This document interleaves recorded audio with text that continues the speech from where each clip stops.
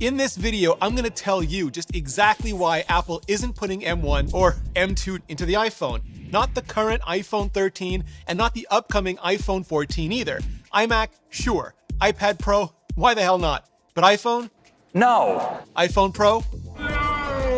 Hit that subscribe button and bell to help build the best community in tech, and I'll explain. Apple put M1 into the iPad Pro, so why not, at the very least, the iPhone Pro?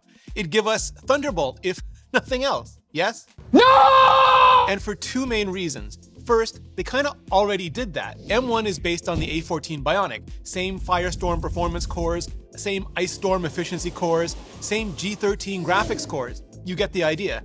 M1 is basically A14X, as in A14 with some extra cores. Or, to put it another way, A14 is basically M1 Junior. So Apple's been there, shipped that, all the way back to the iPhone 12. And that means, in terms of pure silicon IP generation, putting M1 to the iPhone 14 would be just a massive generational step backwards, like a 2-year step backwards by the time September rolls around again. No! Which, can I just say, even though 2020 turned out to be the longest Tuesday in March ever, 2021 and now 2022 feel like they've gone by in a blink. Whatever. I just mean September will be here all too soon enough. So on a pure single core performance and efficiency basis, putting M1 in the iPhone 14 makes just absolutely the kind of sense that doesn't. Apple's silicon team is maniacal about stuff like this. Just zero acceptable regression ever. So if M1 really is 2020 era A14 Bionic generation IP, then why is Apple still putting it into new Macs? And that's entirely because there are two ways to push a chipset architecture forward. One is through time, and the other is through space. Apple has been pushing out new generations of A-series chipsets every year, on the year, for over a decade now. It just takes them pretty much the whole entire year to push those out, and that's time. But Apple's also been putting out X versions of the A-series, not every year, not always on the year, but for many years, for just about a decade now as well. And those X versions have literally extra cores. They're bigger, even if that space is also subject to time. So Apple spins out a dance of Ice and Firestorm cores, and those go into the A14 Bionic for the iPhone 12 in October.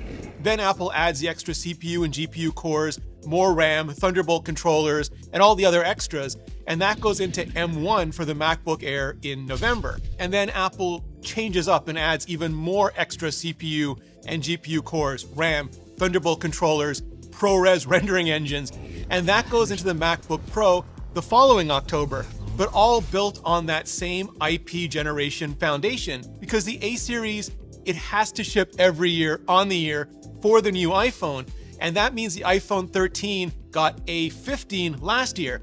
Next generation Avalanche performance cores, Blizzard efficiency cores, G14 graphics cores, and yes, Christopher Walken level, wow, a version of that ProRes engine that Apple was working on for the M1 Pro and Max. Because there's really no rules against mixing and matching off-core features, and personally, you love to see it. And yes, sure, A15 was a little faster and a lot cooler than A14 on a core-for-core basis, but that really doesn't matter for Macs with M1 and just way more massively more cores, not in the critical way that it matters for the much smaller enclosure of the iPhone and maybe the smaller updated MacBook or MacBook Air eventually as well. Because with those extra M1 cores comes extra M1 power draw and heat, and a lot of it. A modern A-series iPhone CPU pulls maybe 6 to 7 watts, an M1 CPU maybe 16 or more.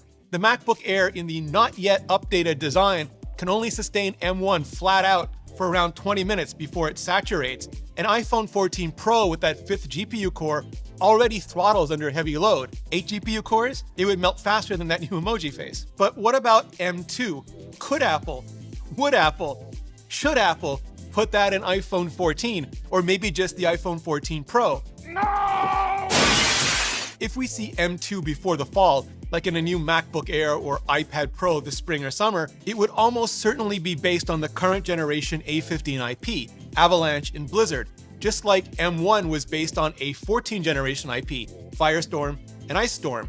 And Apple already put the A15 to the iPhone 13, So that'd still be a step back, a regression. No, no, no, no, no, no, hell no. And again, Apple's silicon team is basically Ethan Hunt level living manifestations of destiny about all of that. But if we see M2 towards the end of the year, then it's possible it could be based on the next generation A16 IP instead, which is rumored to be once again getting a process shrink, this time from 5 nanometers down to 4 nanometers, maybe even 3. And that means that Apple could pack even more performance, even more transistors into the same size die, the same performance into a smaller die, or most likely, a better balance of both. In other words, way faster again, but also just way more efficient again. And while that might sound like something Apple could just cram into an iPhone, you know, if they took a crowbar or some PIM particles to it, the answer would still be just a full-on Roy Kent caliber. No. Because M2 is rumored to be getting even more cores than M1, up to 10 graphics cores, and the iPhone's thermal envelope is just already going thermonuclear with 5. So unless Apple just decides that the hype around M1 is so freaking hype that they just have to go all in on that brand and actually rename the chipset to M2 Junior, or more likely M2 Air or M2 Mini, whatever, my best guess is that the iPhone 14 will get the next in the series that has carried it all this way so far already, the A16. Oh, yeah. And either way, anyway, all signs point towards it being just one hell of a system on a chip, and the iPhone 14 being just one hell of an iPhone. And that's just exactly why I've been working so hard on my B-roll lately. I want to be ready. I want to up my game, and I've been using Marques Brownlee, MKBHD's Skillshare course to do it. He's the tech reviewer's tech reviewer, and his Skillshare takes you through his whole entire review-making process, from how he scripts to how he reads to how he shoots, everything that you need to get better or just to get started. And it's by no means just MKBHD. Today's sponsor, Skillshare, is an online learning community with thousands of inspiring classes for anyone who loves learning, from video and photography to illustration and design, business and freelancing, and so much more. You can find a Skillshare class that'll match your goals, maybe even fuel your next side hustle or a whole new career. And because you're watching this video right now,